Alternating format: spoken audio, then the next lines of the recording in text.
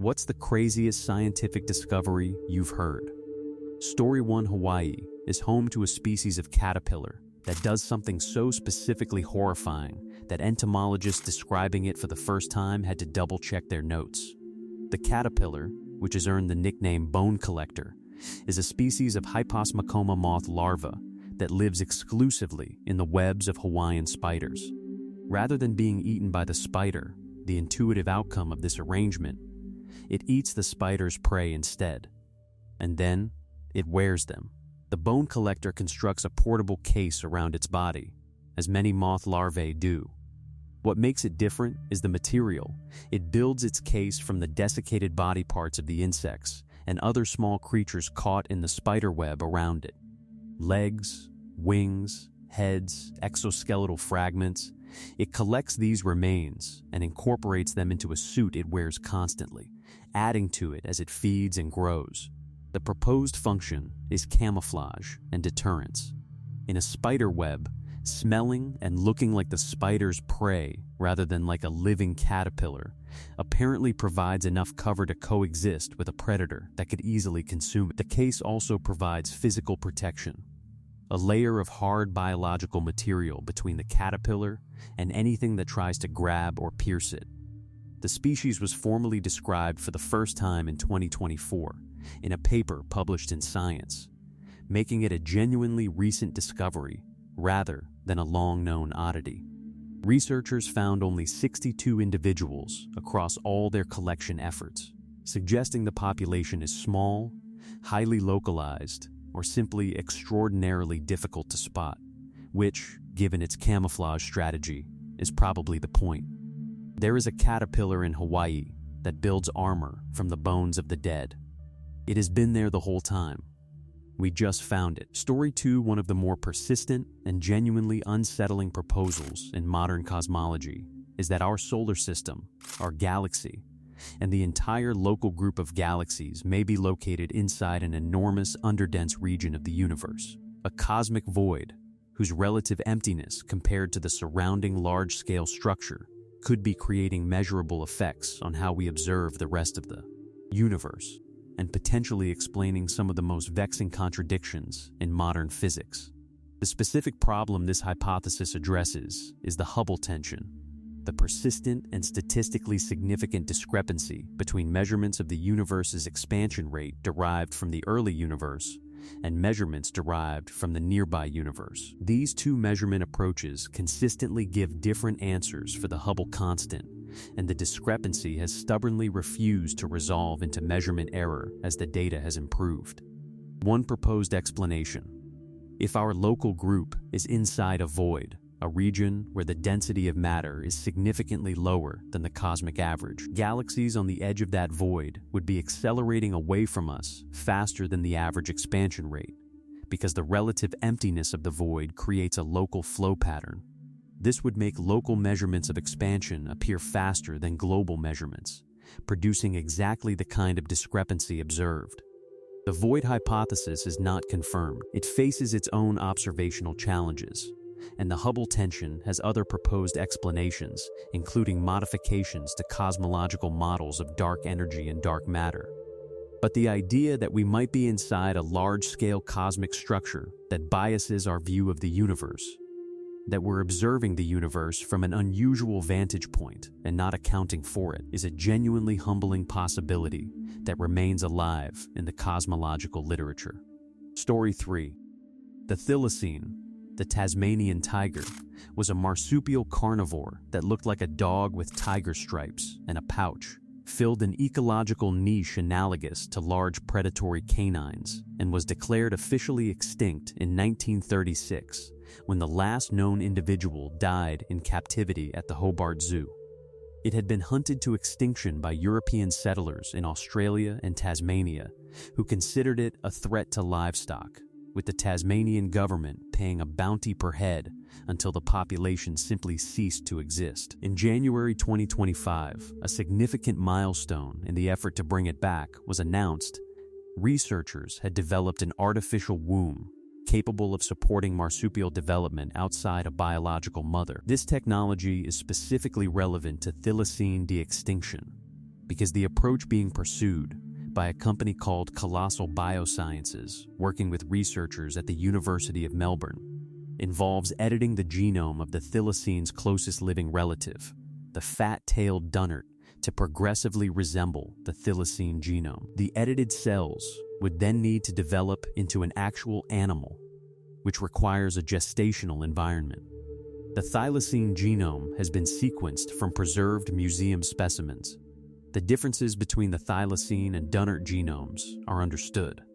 The specific editing work required, the developmental biology challenges, and the question of what environment a gestating thylacine embryo would need are the remaining problems, and the artificial womb addresses one major component of that last question.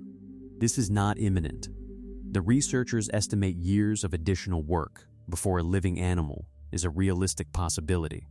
But the specific technical obstacle of the gestational environment for a species whose natural gestational host is extinct now has a potential answer that it didn't have a year ago. Story 4 in July 2025. A baby was born who holds the record for the longest time between conception and birth in recorded history. The embryo from which this child developed was created in May 1994, 31 years before the birth, when its biological parents underwent EVE treatment. They successfully had a child through that treatment and donated the remaining embryo, which was frozen and stored at a cryogenic facility. The frozen embryo was subsequently adopted by another couple. The adopting parents were themselves only toddlers when the embryo was created in 1994. The child born in 2025 is biologically the same age as its adopted parents were as children when its own embryo was first frozen. They grew up, became adults, started families, and welcomed a child who was, in a technical biological sense, their contemporary. The successful birth from a 31-year-old cryopreserved embryo extends the confirmed limit of viable embryo storage by several years from the previous record and provides practical evidence that cryopreservation, when executed correctly and maintained continuously, can preserve reproductive potential across timescales that now span human generations rather than just human reproductive windows. The medical implications are significant. This establishes that embryos created today might theoretically be carried to term by people who haven't yet been born, though no one is proposing doing this deliberately. The philosophical and ethical dimensions, questions of identity, parenthood, and what it means to be conceived in one decade and born in another, are genuinely new territory. The record holder for oldest ever newborn was welcomed into the world, healthy, in the summer of 2025, 31 years after the cells that made them first met in a laboratory dish. Story 5. William Henry Perkin was 18 years old and trying to synthesize quinine, the anti-malarial drug that was extraordinarily expensive to produce from its natural source, the cinchona tree, when he made a mistake in his home laboratory and produced something completely different. The black sludge that resulted from his failed synthesis, when dissolved in alcohol, produced a vivid purple dye that stained silk with a brilliance and color fastness that no natural purple dye had ever achieved. Perkin called it mauvain. The rest of the world called it mauve. In 1856, purple was the color of royalty and extreme wealth, because the natural dyes that produced it, primarily Tyrian purple from sea snails, required enormous quantities of raw material and elaborate extraction processes to produce tiny amounts of usable dye. Queen Victoria wore mauve at her daughter's wedding in 1858. The fashion for mauve among the European aristocracy became so pronounced that Punch magazine described the 1890s as the mauve decade. Perkin's accident didn't just produce a popular color, it launched the synthetic dye industry, and from that, the synthetic organic chemistry industry, the entire branch of chemistry concerned with manufacturing carbon-based compounds for human use. The pharmaceutical, explosive, and plastics industries of the 20th century trace their direct ancestry to Perkin's mauve, because the industrial infrastructure and chemical knowledge built around synthetic dyes was the same infrastructure and knowledge that produced everything else. Perkin patented his discovery before he finished university, built a factory, became wealthy, and eventually received a knighthood. He was looking for medicine. He found fashion, chemistry, and the modern industrial world. Story 6: Post-it notes. The failure that became the most useful piece of paper in any office in 1968. Spencer Silver was tasked with inventing a stronger adhesive for 3M and failed comprehensively. What he produced instead was an adhesive that barely stuck to anything. It formed tiny, removable microspheres that bonded weakly and could be peeled away without leaving residue. It wasn't what anyone asked for. Silver spent years trying to find a use for it within 3M, presenting it at internal seminars and suggesting applications that never quite materialized. The company's culture of allowing researchers to work on side projects meant the discovery wasn't discarded, but it also wasn't going anywhere. The second act required a specific problem. Arthur Fry, a colleague who sang in a church choir, was frustrated that the paper bookmarks he used in his hymnal kept falling out at inconvenient moments during services. He remembered Silver's presentation about the non-sticky adhesive and had an immediate application: a bookmark that would stay where you put it without damaging the page and could be repositioned rather than permanently attached. The combination of Silver's solution without a problem and Fry's problem without a solution produced the Post-it note, officially launched by 3M in 1980 after several years of internal testing and a limited market trial. 3M now produces and sells approximately 50 billion Post-it notes annually across more than 100 countries. The specific properties that made Silver's adhesive a failure as a strong adhesive, weak bonding, clean removability, repositionability, are precisely what make it perfect for the product it eventually became. The error was not in the chemistry. The error was in what chemistry was being asked to produce. The solution was always right. It was waiting for a different problem. Story 7: The tea bag was a packaging error that became a global ritual. Thomas Sullivan was a New York tea merchant who in 1908 was looking for a cheaper way to send tea samples to potential customers in Europe. The standard approach was small metal tins, which were expensive and heavy. Sullivan's solution was small silk bags, essentially pouches sewn from silk, filled with tea, and sent as samples with the expectation that recipients would open the bags and brew the tea using conventional methods. The recipients didn't open the bags. They dropped the whole silk pouch into hot water. The result was a more convenient brewing method than any currently available.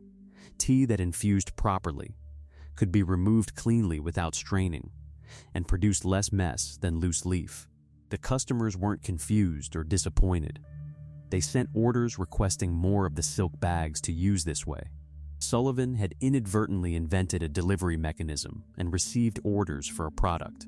He moved from silk to gauze to the paper bags that became the standard, and spent the subsequent years refining the concept. The tea bag now accounts for the substantial majority of tea consumed in the United Kingdom and the United States. And the specific brewing ritual, bag and cup, boiling water, removal after appropriate steeping, is one of the most widely practiced daily rituals on the planet. The mistake was assuming that the bags were packaging that recipients would discard. The innovation was that recipients found the packaging more useful than the product inside it, and used both together in a way the sender hadn't imagined. The entire global tea bag industry, billions of bags per year, a significant fraction of all tea consumed, begins with customers who didn't bother opening their free samples. Story 8: X-rays. A physicist noticed his wife's hand had become transparent. Wilhelm Conrad Röntgen was experimenting with cathode ray tubes in his laboratory at the University of Würzburg on November 8, 1895, when he noticed something that shouldn't have been possible. A fluorescent screen across the room from his covered tube was glowing, despite the tube's glass being blocked by a cardboard shield. Whatever was causing the fluorescence was passing through the cardboard as though it weren't there. Röntgen spent the next several weeks in obsessive isolation, reportedly not leaving his laboratory even to eat, investigating the phenomenon. He established that the invisible rays, which he called X-rays to denote their unknown nature, could penetrate wood, paper, metal foils, and human flesh. Then he took the image that changed medicine forever. He photographed his wife Anna Bertha Ludwig's hand against a photographic plate while directing X-rays through it. The result was the first X-ray image of a human body. The bones of her hand visible through her flesh, her ring distinct on her finger. Her reported reaction upon seeing the image was, "I have seen my death." The first medical use of X-rays came within weeks of the discovery. Within a year, military and medical facilities across the world were acquiring X-ray equipment to locate bullets and fractures without surgery. Röntgen was awarded the very first Nobel Prize in Physics in 1901. He refused to patent the technology, insisting that it should be freely available for medical use. The discovery required no background hypothesis about invisible penetrating radiation. Röntgen wasn't looking for X-rays. He was studying cathode rays for entirely different reasons, and a screen across the room started glowing when it shouldn't have. Story 9: Saccharin. A chemist forgot to wash his hands and discovered artificial sweetener. Konstantin Fallberg was a Russian-born chemist working in the laboratory of Ira Remsen at Johns Hopkins University in 1878, researching coal tar derivatives. At the end of a long day in the laboratory, he sat down to dinner without washing his hands, an oversight in basic hygiene that, in his specific case, turned out to be one of the more consequential moments in food chemistry history. Everything he touched at dinner tasted intensely sweet. His bread, his fingers themselves, when he licked them. Something from the laboratory had transferred to his hands and was producing an extraordinary sweetness that had nothing to do with sugar. Fallberg went back to his laboratory that night and systematically tasted his glassware, a practice that no contemporary chemist would endorse and that was genuinely dangerous, until he identified the compound responsible. It was a sulfoamide derivative of coal tar that he subsequently named saccharin. Saccharin was approximately 300 to 500 times sweeter than sugar, had no caloric content, and could be synthesized from abundant industrial materials at a fraction of the cost of refined sugar. The commercial implications were immediately obvious.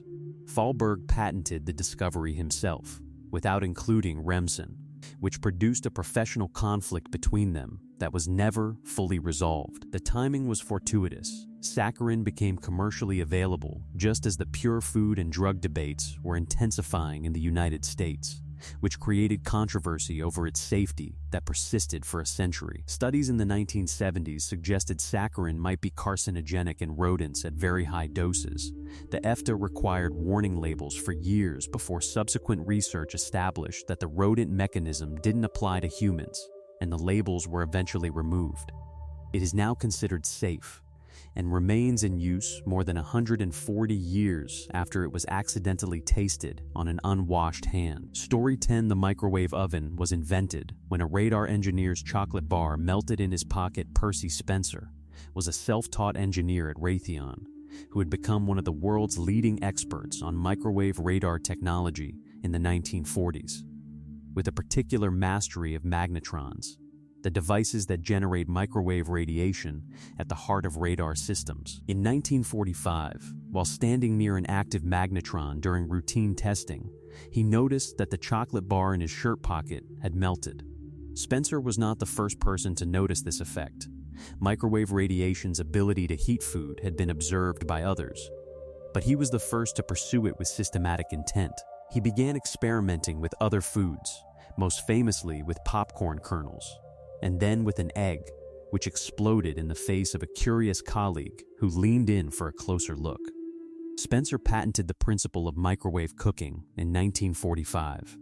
The first commercial microwave oven, produced by Raytheon in 1947, was called the Radarange. It was approximately 8 meters tall, weighed 340 kilograms, cost $5,000 in 1947 dollars, and required water cooling. It was intended for commercial restaurant use.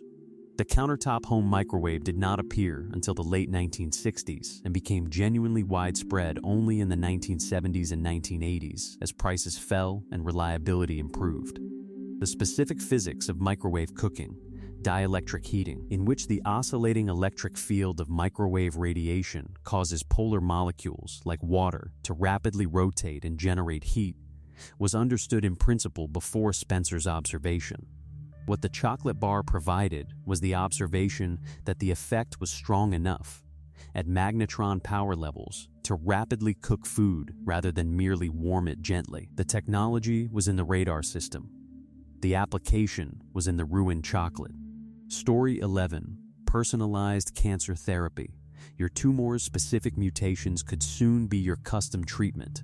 The premise of cancer treatment for most of the 20th century was essentially a problem of broad-spectrum attack. Chemotherapy and radiation targeted all rapidly dividing cells, which included tumor cells, but also bone marrow, hair follicles, and the lining of the digestive tract, producing the toxic side effect profile that defines the conventional cancer treatment experience. The cancer was attacked. So was a great deal of the person. What has changed, and is continuing to change rapidly, is the ability to characterize cancers at the genomic level. A tumor is not a generic cancer. It is the specific result of a specific set of mutations in a specific individual's specific cells, and those mutations can now be sequenced comprehensively and relatively quickly. A cancer that has 56 specific mutations is a different biological entity from one that has 23 different mutations, even if both are called non-small cell lung cancer in clinical classification. The current frontier in cancer research is developing therapies that are specific to mutation profiles rather than to tissue of origin. CAR T-cell therapies, which engineer a patient's own immune cells to recognize specific surface markers on tumor cells, are already in clinical use for blood cancers. Cancer vaccines, mRNA-based like the COVID vaccines, but personalized to the specific mutations in an individual patient's tumor, have entered clinical trials for pancreatic cancer and melanoma, with early results demonstrating meaningful tumor reduction in patients who previously had limited options. The goal is treatment as specific as the disease, not attacking all dividing cells, but presenting a precisely targeted therapeutic immune response to the exact proteins that the tumor cells produce and that normal cells don't. This approach is not yet standard of care. It is where cancer research is actively, urgently, expensively headed, and the genomic sequencing capability that makes it possible has become affordable within a single decade. Story 12. Fusion energy is no longer a perpetual joke. It actually happened in a laboratory. The recurring mockery around nuclear fusion, that it's been 30 years away for 60 years, finally encountered a fact that changes the conversation. On December 5th, 2022, researchers at the National Ignition Facility at Lawrence Livermore National Laboratory achieved fusion ignition for the first time in history. They put 2.05 megajoules of laser energy into a target and got 3.15 megajoules of fusion energy out. More energy came out of the fusion reaction than went into the target. This is called ignition, and it is what the entire inertial confinement fusion field had been working toward since the 1950s. The caveat that serious people immediately apply to this milestone is real and important. The experiment used 300 megajoules of electricity to power the lasers that delivered 2.05 megajoules to the target. The ratio of total energy in to fusion energy out is still deeply unfavorable for a practical power plant. Ignition as defined for this experiment means more energy from the fusion reaction than from the laser energy hitting the target. It does not mean more energy out than in at the system level, but ignition was the specific physics threshold that validated the underlying principle and opened the door to engineering optimization. The subsequent challenge, making the laser system dramatically more efficient, scaling the target design, and building continuous operation rather than individual experimental shots, is an engineering challenge, not a physics unknown. The physics works. It has been demonstrated.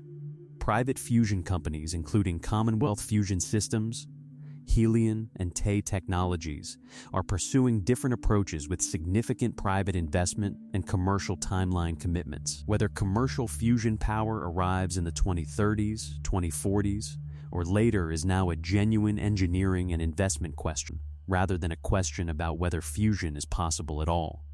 Story 13, cold fusion, was laughed out of science in 1989. The laughter has gotten quieter. In March 1989, chemists Stanley Pons and Martin Fleischmann held a press conference at the University of Utah to announce they had achieved nuclear fusion at room temperature using a simple tabletop electrochemical apparatus, a claim so extraordinary that it implied virtually unlimited cheap energy from seawater, rewriting both nuclear physics and energy economics simultaneously. Within months, laboratories around the world had attempted replication and mostly failed. The scientific consensus hardened into something approaching contempt. Cold fusion became a byword for pathological science, the kind of thing credulous people believe and rigorous people don't. What's happened since is less tidy than the consensus dismissal implied. A small but persistent community of researchers, working under the deliberately distancing label of low-energy nuclear reactions to avoid the cold fusion stigma, continued producing anomalous results. Excess heat from electrochemical cells that couldn't be accounted for by known chemistry. Occasional detection of nuclear products in systems that shouldn't produce them. These results were inconsistent, difficult to replicate, and poorly understood mechanistically, which is exactly the profile of results that mainstream science is correct to treat with skepticism. The situation as of the mid-2020s, Google funded a research program to revisit the question with modern instruments and found some anomalous results it couldn't explain, while concluding that the original Pons-Fleischmann claims remained unsubstantiated. The U.S. Department of Defense has funded LENR research. NASA has looked at it. None of these have confirmed cold fusion. All of them have declined to declare the question entirely closed. The honest assessment is not cold fusion is real. It isn't established, but something occasionally anomalous appears in these experiments, and we don't fully understand what it is. That's a much less satisfying position than either vindication or definitive debunking, which is probably why neither side of this debate is comfortable with it. Story 14, humans were in the Americas 30,000 years ago. Maybe more, and archaeologists barely whisper it at the standard model of human migration into the Americas, the Clovis First hypothesis, held for most of the 20th century that humans arrived in North America approximately 13,000 years ago via a land bridge from Siberia, with the Clovis culture's distinctive stone tools representing the earliest human presence in the continent. This model was backed by substantial archaeological evidence and defended by a generation of researchers who had built careers on its implications.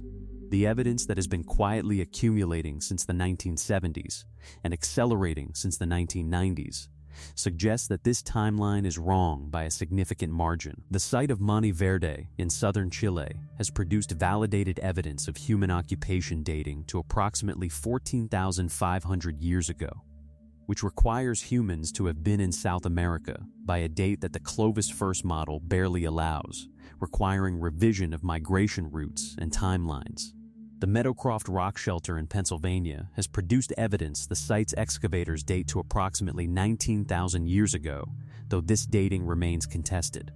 Chiquihuite Cave in Mexico has produced human-associated artifacts dated to approximately 26 to 30,000 years ago, published in Nature in 2020. The person writing this entry suggests that some archaeologists privately accept significantly earlier dates, up to 60,000 years ago, that exceed what any published site currently supports.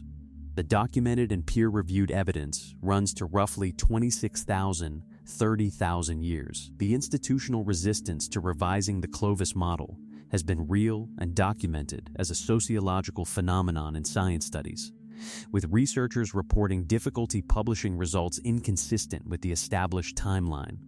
What's no longer credible is the 13,000-year figure. The Americas were inhabited significantly earlier. How much earlier is the active question. Story 15, penicillin, a ruined experiment, became the most important medicine in human history. Alexander Fleming left his laboratory in August 1928 to take a vacation and committed the specific laboratory error of leaving a petri dish of Staphylococcus bacteria uncovered on his workbench. When he returned, he found that mold had contaminated the plate, a common enough occurrence to be unremarkable. What was remarkable was what the mold had done. Around the contamination, the bacterial colonies were dead. A clear zone surrounded the mold where bacteria had been growing and now weren't. Fleming identified the mold as Penicillium notatum and the substance it was producing as what he called penicillin, noting in his paper that it appeared to have antibacterial properties. His 1929 paper was modestly received, and he was unable to produce a stable, purified form of the active compound, so the practical application stalled.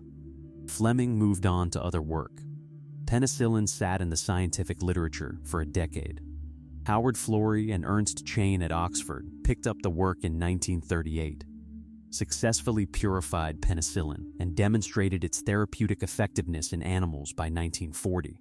Human trials in 1941 showed dramatic effectiveness against bacterial infections that had previously been nearly untreatable. Mass production began in 1944, timed to be available for the Allied invasion of Europe, and is estimated to have saved hundreds of thousands of lives during the war's final year alone. The cumulative impact of penicillin and the antibiotic era it initiated on human mortality is genuinely staggering. Bacterial infections that were death sentences throughout all of human history became treatable within a generation. Fleming received the Nobel Prize in Physiology or Medicine in 1945, sharing it with Florey and Chain. He got it because he forgot to put a lid on a dish before going on holiday. Story 16: The pacemaker was invented when an engineer used the wrong resistor. Wilson Greatbatch was an American electrical engineer working in 1956 on a device to record heart rhythms.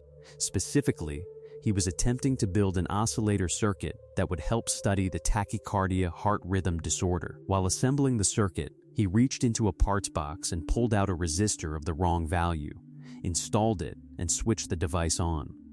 Instead of a continuous signal suitable for heart rhythm recording, the circuit produced a rhythmic pulsing, 1.8 milliseconds of electrical pulse, followed by a 1-second pause, followed by another 1.8 millisecond pulse, on and off, approximately once per second. Greatbatch immediately recognized what he was looking at. The pulsing was the same rhythm as a human heartbeat. He spent the next 2 years miniaturizing the circuit into something small enough to be implanted inside a human body. The first human implantable pacemaker was tested on a dog in 1958 and implanted in a human patient. Arne Larsson, a 43-year-old Swedish man with a heart rate of 28 beats per minute, at the Karolinska Institute in Stockholm in October 1958. Larsson received 26 more pacemakers over his lifetime and died in 2001, aged 86, having outlived both the surgeon who implanted his first pacemaker and Wilson Greatbatch himself. Approximately 3 million pacemakers are implanted worldwide each year. The current generation of devices is controlled by microprocessors, lasts a decade on a battery, and can be remotely monitored. The lineage of every one of them traces to a single wrong resistor pulled from a parts box in 1956 by an engineer who immediately understood what the mistake had made possible. Story 17: Play-Doh was invented to clean wallpaper. Children repurposed it. This entry is one of the more charming accidental invention stories, specifically because the repurposing didn't happen in a laboratory. It happened when a nursery school teacher realized that a cleaning product children had been given to play with was more interesting to them as a modeling material than as a cleaning tool. In the early 1950s, a Cincinnati compound manufacturer named Noah McVicker produced a pliable, non-toxic cleaning compound designed to remove soot and coal residue from wallpaper. A product with a genuine mid-century American market, since coal-heated homes produced soot that stained wallpaper extensively, and conventional cleaning was often damaging to the paper itself. As coal heating declined through the 1950s, the market for wallpaper cleaning compounds contracted dramatically. McVicker's sister-in-law was a nursery school teacher who had been using the compound as a modeling clay substitute with her class because it was softer and more pliable than commercial modeling clay. easy for small hands to work with, and non-toxic. She introduced McVicker to the educational application. He reformulated the compound slightly, removing the cleaning detergent components, added color, and brought the product to market as Play-Doh in 1956. The product has sold in excess of 3 billion cans since its introduction. It is in the toy halls of fame in multiple countries. The formulation, which remains proprietary and closely guarded, produces the specific smell that adults worldwide associate with early childhood. A smell so distinctively and universally recognizable that it is registered as a trademark in the United States.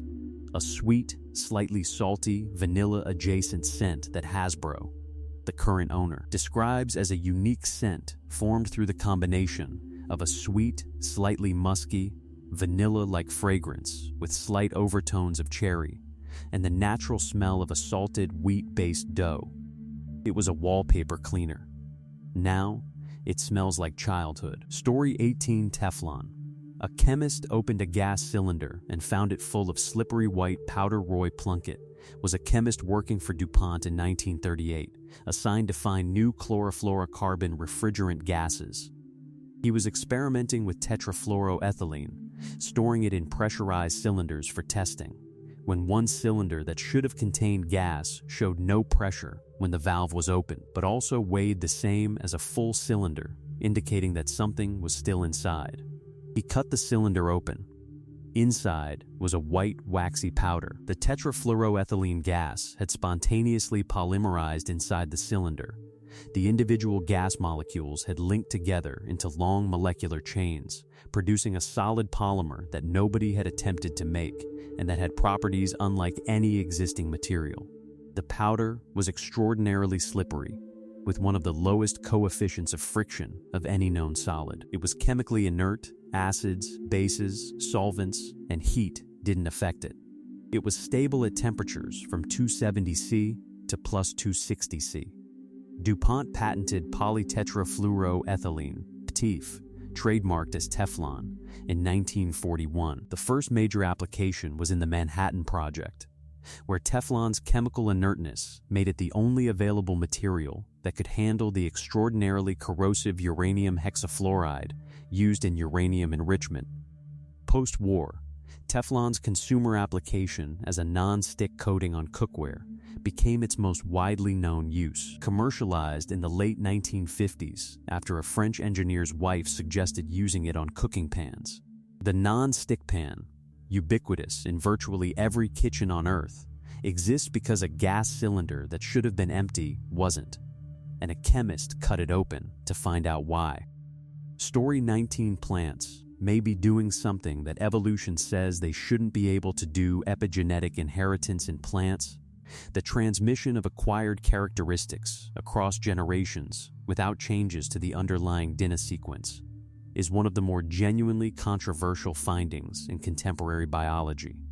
And it's controversial not because the observations are poorly made, but because they challenge frameworks that biology has considered settled since the modern evolutionary synthesis of the 20th century.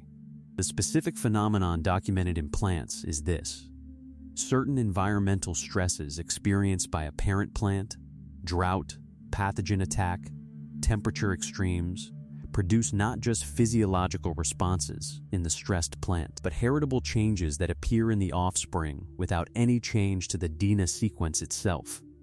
The offspring behave as though they've inherited the parent's experience of stress, showing enhanced responses to the same stressors the parent faced, through a mechanism that appears to involve chemical modifications to how genes are expressed, rather than changes to the genes themselves. This is uncomfortably close to Lamarckian inheritance, the pre-Darwinian idea that acquired characteristics can be passed to offspring, which was discredited in the 19th century and formed part of the scientific basis for rejecting Lysenkoism in the Soviet Union. The mechanisms involved in plant epigenetic inheritance are distinct from the specific claims Lamarck made, and biologists working in this area are careful to distinguish what's being shown from what Lamarck proposed. But the functional implication that what a parent organism experiences can influence heritable characteristics without modifying DNA is uncomfortable enough to generate serious debate about the boundaries of what evolutionary theory accounts for. The experiments are reproducible. The effect is real. The mechanism is not fully understood. The theoretical implications are still being worked out. Story 20: Your phone will become a weather station, and that changes everything about forecasting. This entry, written by a meteorology student at the time of its posting, describes a technological development that has moved from prediction to reality in the years since. The integration of environmental sensing into the mobile devices that billions of people carry continuously, creating a distributed weather observation network of unprecedented density and coverage. Modern smartphones already contain barometric pressure sensors, included primarily for GPS altitude correction, that produce atmospheric pressure readings continuously. Several weather applications now aggregate anonymized pressure data from opted-in users to produce dense pressure maps that supplement traditional sparse weather station networks. The pressure data is particularly valuable for detecting mesoscale weather events, the smaller scale phenomena between individual weather stations that traditional networks miss. What the meteorology community has understood for decades is that weather forecast accuracy is fundamentally limited by observation density. You can only model what you can observe.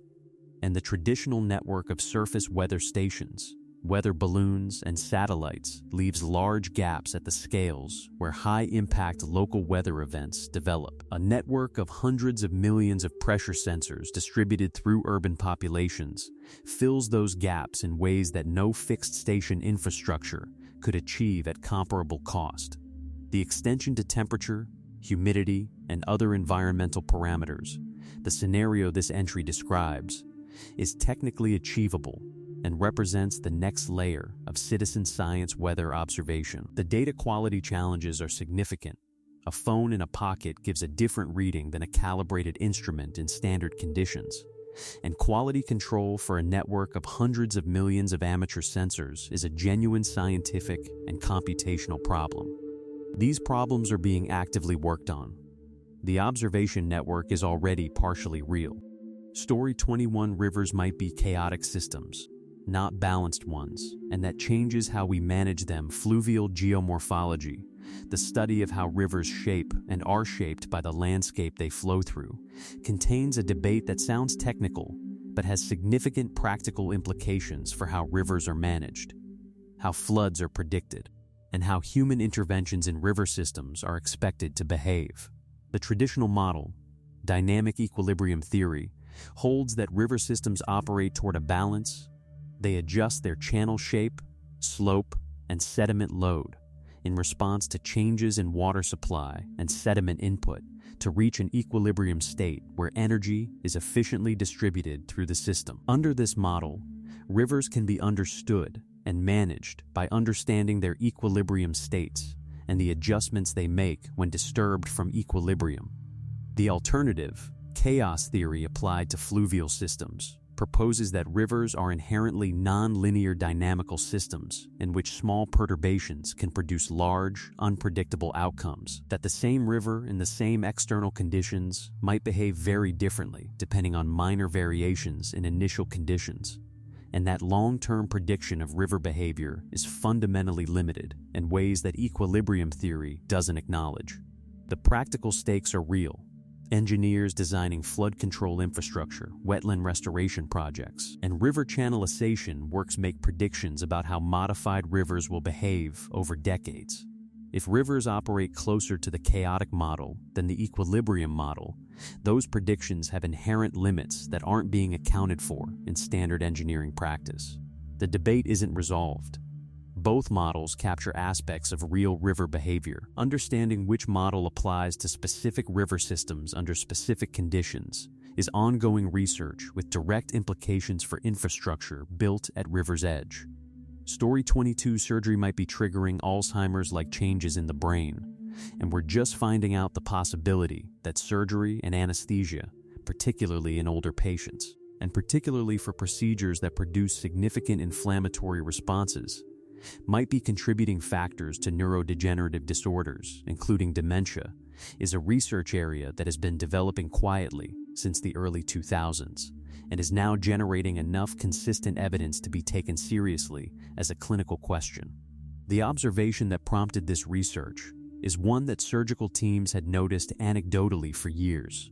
Some patients, particularly older ones, show cognitive deterioration following major surgery that exceeds what could be explained by the stress of illness or the normal trajectory of any pre-existing cognitive decline.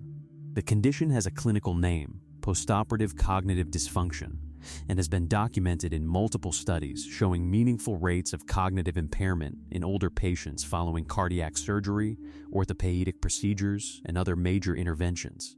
The mechanistic hypothesis connecting this to Alzheimer's-type pathology involves neuroinflammation. Surgery produces a systemic inflammatory response.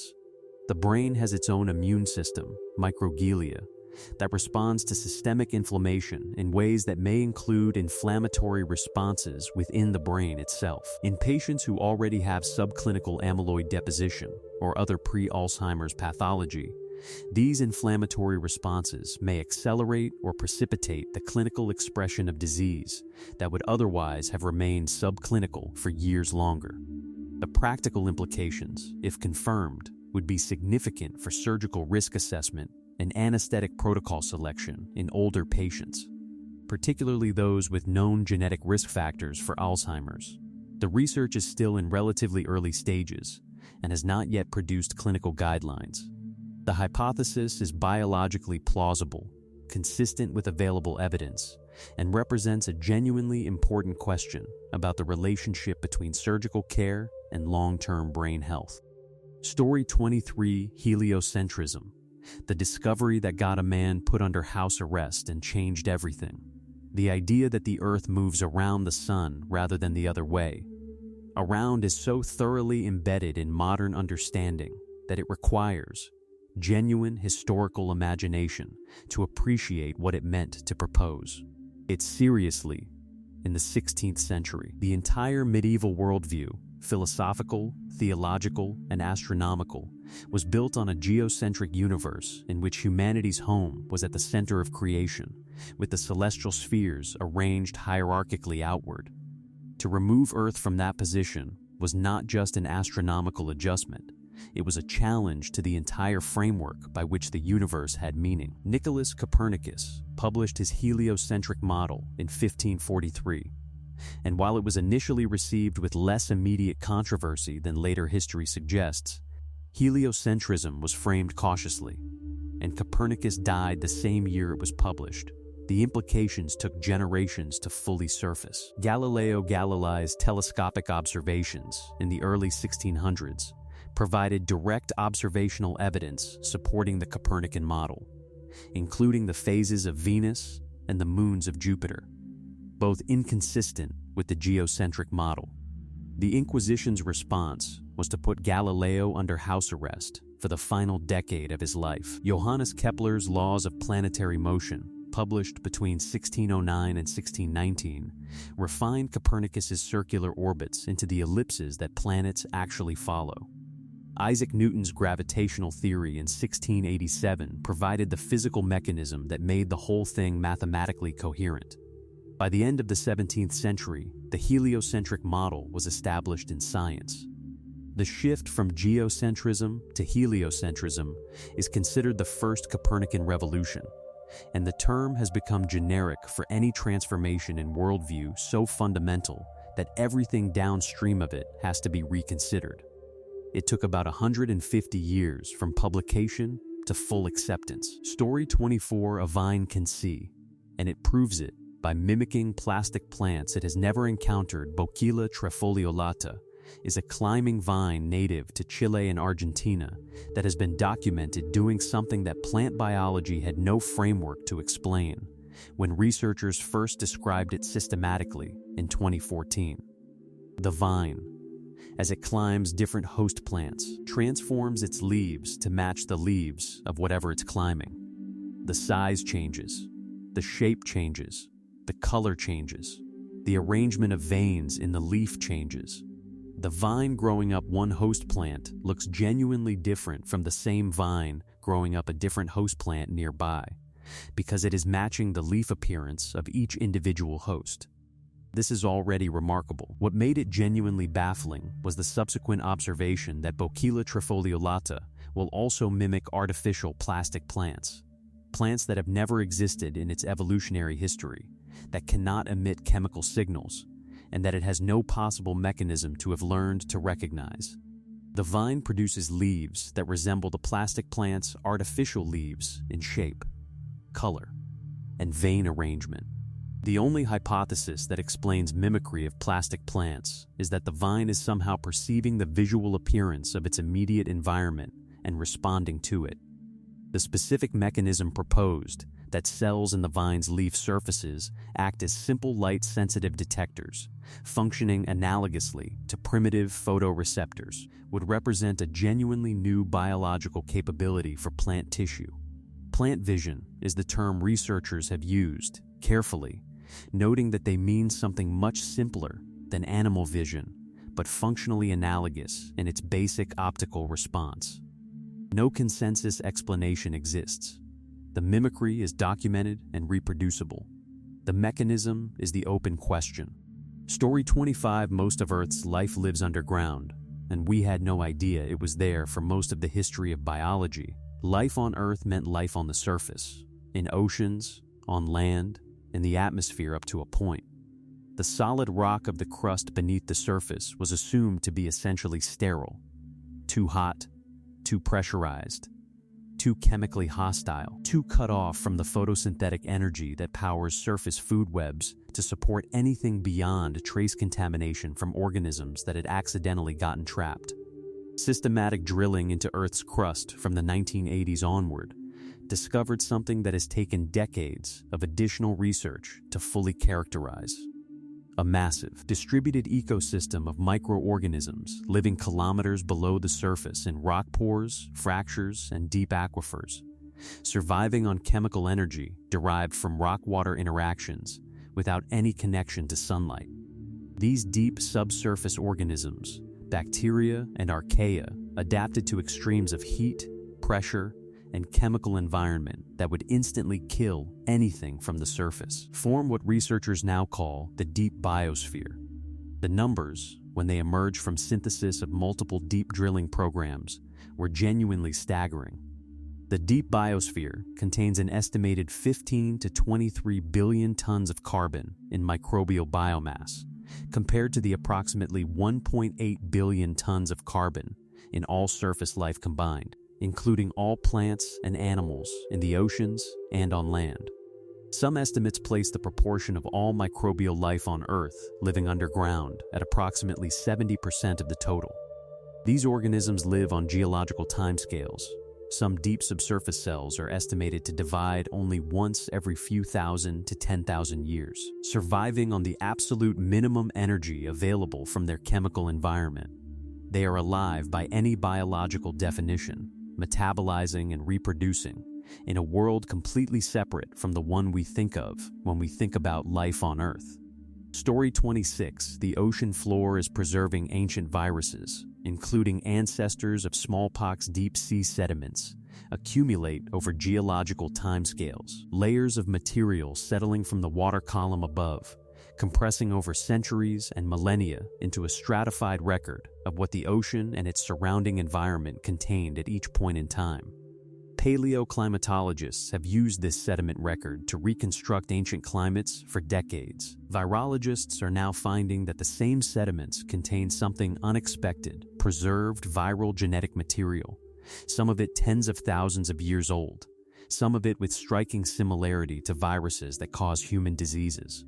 Research published in recent years has identified large double-stranded DNA viruses in deep sea sediments dating back thousands to tens of thousands of years, including sequences with significant genetic similarity to variola virus, the smallpox virus that was officially eradicated in 1980 and whose last known samples are held under biosafety level 4 containment at the CDC and in Russia. The ancient sediment sequences are not intact variola virus. They are degraded DNA fragments that share some genetic similarity to the variola lineage, suggesting evolutionary ancestors or relatives rather than preserved smallpox itself. The finding raises several questions that virologists are actively discussing.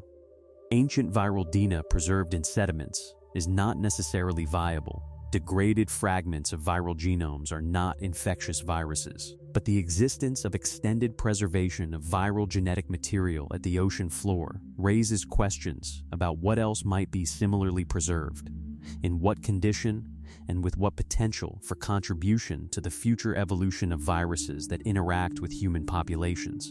The deep ocean floor as a planetary repository of viral evolutionary history, a time capsule containing the ancestors and relatives of pathogens that have affected human populations, is a genuinely new addition to how the Earth's viral ecosystem is understood. Story 27: The Earth is naturally making hydrogen fuel. There are trillions of tonnes of it underground. Molecular hydrogen, the lightest element, a clean burning fuel whose combustion produces only water, has been considered primarily a manufactured product, produced industrially from natural gas through steam methane reforming, or potentially through electrolysis of water using renewable energy, but not something the Earth itself produces in commercially significant quantities through natural processes. Research over the past decade, accelerating significantly through the 2020s, has established that this assumption was wrong. A geological process called serpentinization, in which water reacts with certain iron-rich rocks, particularly olivine and pyroxene, at temperatures between roughly 200 and 400 degrees Celsius, naturally and continuously produces molecular hydrogen as a byproduct of the reaction. This process occurs extensively wherever water infiltrates the specific rock types, which includes large regions of oceanic crust and various continental geological formations. The estimated scale of naturally produced hydrogen in the Earth's crust is genuinely large. Researchers working in Mali discovered a field of natural hydrogen in 2012 that was being emitted continuously from the ground and has since been tapped for local electricity generation. Subsequent geological surveys have identified numerous other natural hydrogen seeps and reservoirs worldwide. The aggregate estimates of hydrogen trapped in crustal formations run to figures that, if accessible and extractable, would represent energy reserves on a scale comparable to fossil fuel reserves. The practical challenge is that natural hydrogen is distributed in geological formations that are not necessarily easy to drill and extract in the way that oil and gas fields are. The geology is different, and the extraction technology is still in early stages. Several exploration companies are now specifically targeting geological hydrogen, and the French Geological Survey has published assessments of global geological hydrogen potential. This is an active area of applied geology that barely existed a decade ago. Story 28: Birds navigate using quantum entanglement in their eyes, and they can literally see magnetic fields, the magnetic navigation capabilities of migratory birds, their ability to fly thousands of kilometers and arrive at specific destinations with navigational accuracy that exceeds anything human technology can achieve passively, have been documented for decades. The mechanism behind this capability was unknown until researchers identified a quantum mechanical process in bird eyes that has no parallel in any other known biological system. The relevant protein is cryptochrome, found in the retinas of European robins and other migratory species. When a photon of light strikes a cryptochrome molecule, it creates a pair of electrons in a quantum state called a radical pair. Two electrons whose spins are quantum mechanically correlated with each other, the kind of correlation Einstein famously called spooky action at a distance. The spin states of this pair are sensitive to the orientation of an external magnetic field, meaning that Earth's magnetic field affects how long the radical pair remains in its correlated state before the electrons separate. This magnetic sensitivity changes how the cryptochrome molecule reacts chemically, which changes the signal sent from that retinal cell to the brain. The bird's visual system, in this model, encodes information about the orientation of Earth's magnetic field in the visual signal itself. The bird sees the magnetic field as a pattern overlaid on its visual perception, literally a visual representation of an invisible physical field. The experimental evidence for this mechanism is strong, Birds with cryptochrome disrupting chemicals applied cannot navigate magnetically. Birds in oscillating magnetic fields that would disrupt the quantum correlations lose magnetic navigation ability. The physics of the quantum mechanism has been confirmed in isolated cryptochrome molecules in laboratory conditions. A bird navigates across a continent using quantum mechanics in its eyes. Biology found a quantum sensor before physics knew to look for one there. Story 29 giant viruses are so complex they blur the line between virus and living thing. Viruses are, by standard biological definition, not alive. They lack the metabolic machinery to generate energy, they cannot reproduce independently, and they have no cellular structure. They are genetic information wrapped in a protein coat, dependent entirely on a host cell to copy them. This definition was considered stable.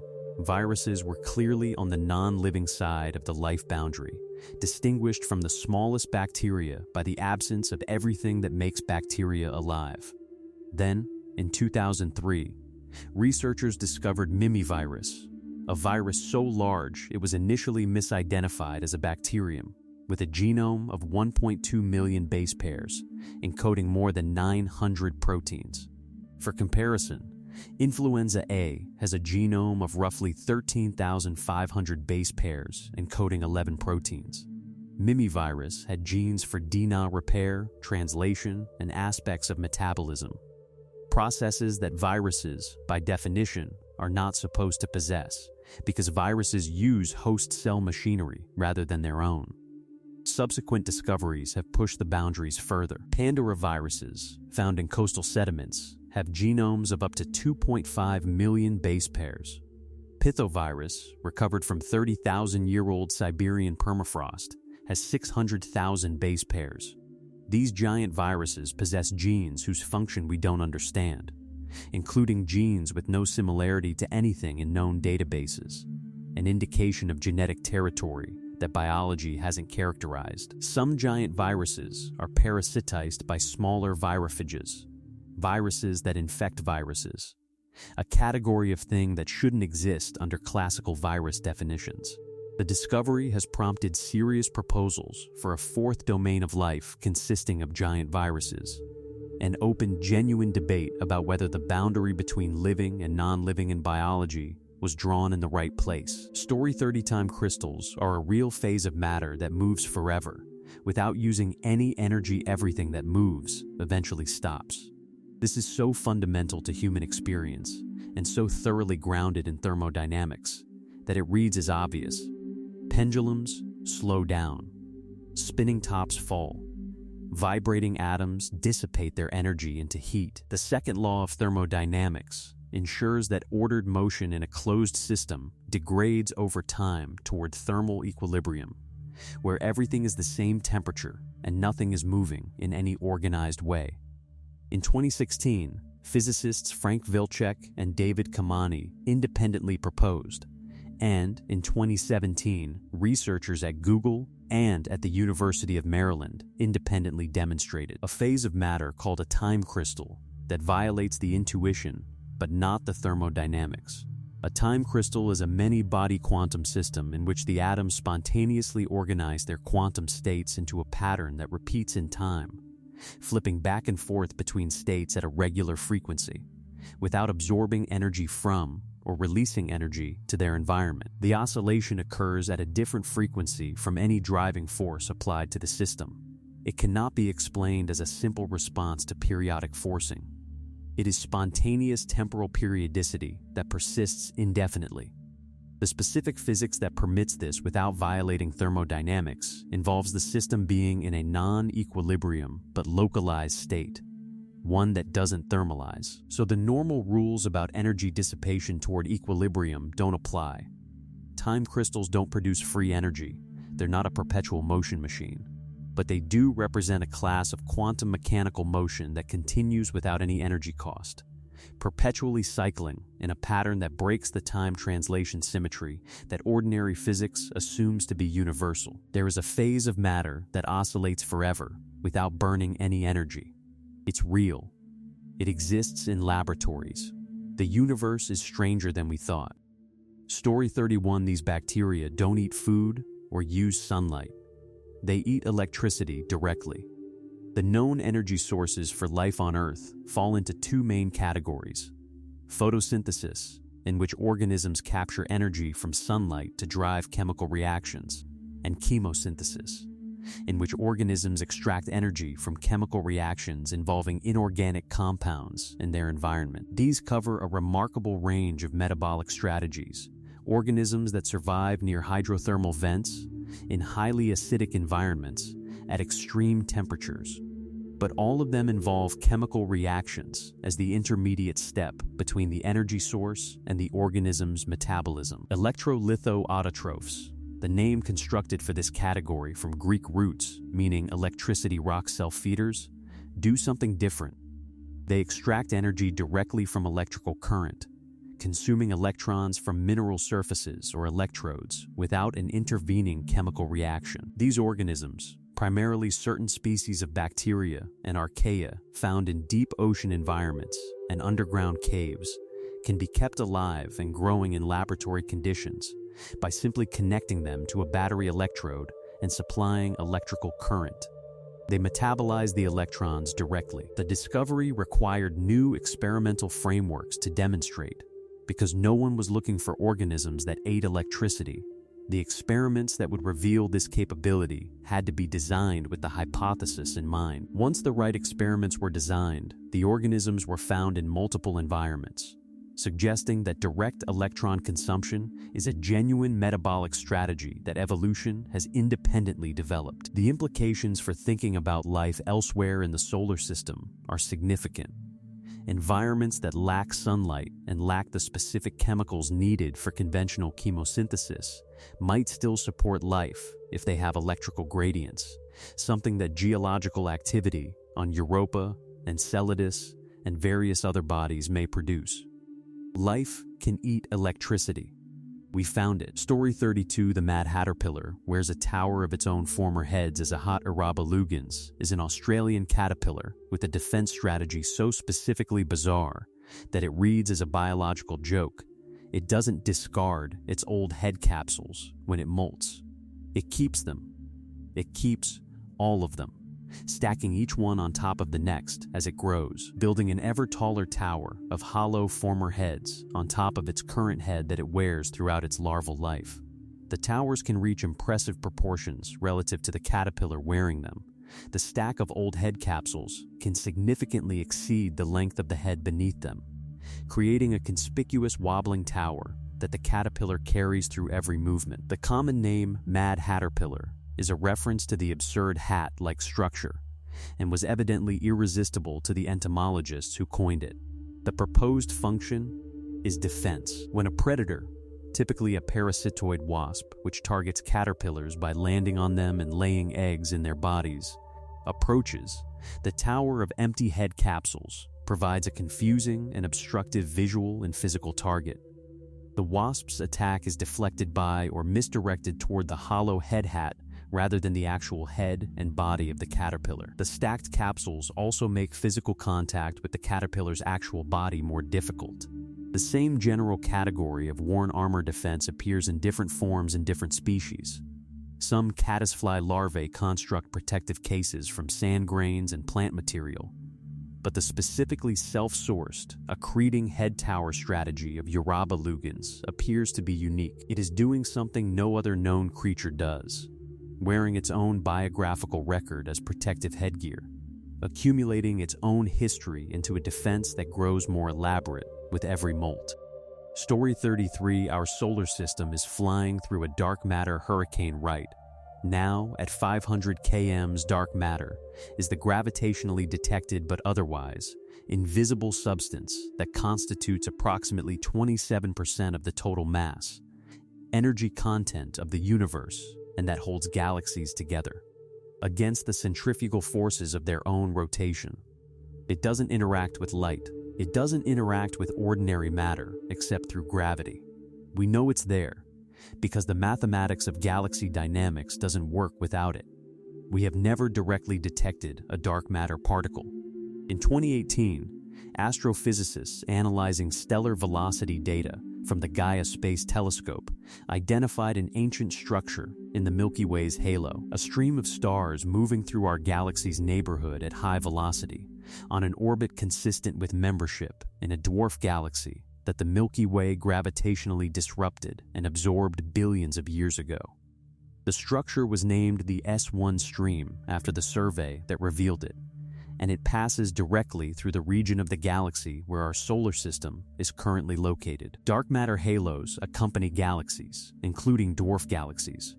When a dwarf galaxy is absorbed by a larger galaxy like the Milky Way, its dark matter halo comes with it and can persist as a stream of dark matter, flowing through the absorbing galaxy's disk long after the stellar material is dispersed. The S1 stream, if it carries a dark matter component, as theoretical models predict, would constitute a dark matter wind blowing through Earth's neighborhood at approximately 500 kilometers per second. We cannot feel it. No instrument on Earth has yet confirmed direct detection of this dark matter stream, though the S1 stream's existence provides specific predictions about the direction and velocity of dark matter particles that future direct detection experiments can search for. Our planet is flying through a hurricane of invisible matter right now. We know it is probably there. We cannot see it. Story 34, a caterpillar builds armor from its prey's bones.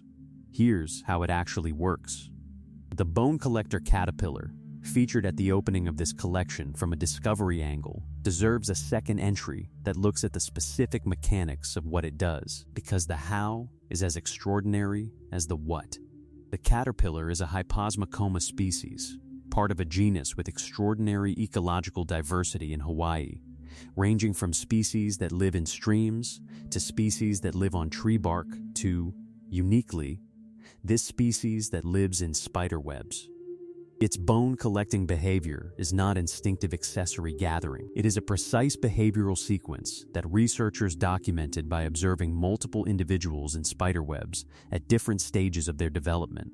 The caterpillar actively and selectively collects body parts from the prey items caught in the spiderweb around it. It shows preference for certain types of material, hard structural components like legs, wing pieces, and head capsules from insects, over soft tissue, which it may consume rather than wear. It incorporates these components into the silk case that surrounds its body, integrating them structurally rather than simply piling them on top. The result is a case that is genuinely difficult to distinguish visually from the detritus naturally present in an active spider web, the fragments of prey that the spider leaves behind after consuming the soft tissue. This visual match appears to be the primary camouflage function. The caterpillar looks like debris, specifically the kind of debris found exactly where it lives, making it invisible by appearing to be refuse rather than prey. The species was described for the first time in a 2024 paper. Only 62 individuals were collected across the entire discovery study. A creature this specifically strange, living in this specifically unusual ecological context, had been sharing its island with human inhabitants for the entirety of human presence in Hawaii, without anyone having described it scientifically. Story 35, Chernobyl's fungi are eating radiation the way plants eat sunlight inside the remains of Reactor 4 at the Chernobyl nuclear power plant, the site of the 1986 explosion that remains the worst nuclear power plant accident in history and that rendered the surrounding area uninhabitable for human beings. Scientists exploring with robots in the late 1990s and 2000s found something thriving. Dark, melanin-rich fungi were growing on the walls of the reactor, appearing not just to tolerate the intense ionizing radiation environment, but to actually grow toward the radiation sources. Fungi collected from inside the reactor and exposed to radiation in laboratory conditions showed accelerated growth relative to the same species in non-radioactive conditions. The growth promotion was dependent on the melanin content of the fungi. Species with high melanin levels showed the effect most strongly, and chemically stripping the melanin abolished it. This pointed toward melanin as the functional molecule involved in whatever the fungi were doing with the radiation. The proposed mechanism, supported by subsequent laboratory research, is radiosynthesis, the direct harvesting of energy from ionizing radiation to drive metabolic processes, using melanin as the absorbing molecule in a role analogous to chlorophyll's role in photosynthesis. Chlorophyll absorbs photons of visible light and uses their energy to drive carbon fixation. Melanin absorbs gamma rays and X-rays and appears to use their energy to drive metabolic reactions that support fungal growth. If confirmed as a genuine energy harvesting mechanism rather than a coincidental correlation, radiosynthesis would represent the fourth known mechanism for primary energy production in life, alongside photosynthesis, chemosynthesis, and direct electron consumption. Found in an abandoned nuclear disaster site by organisms that were not expected to be alive there at all.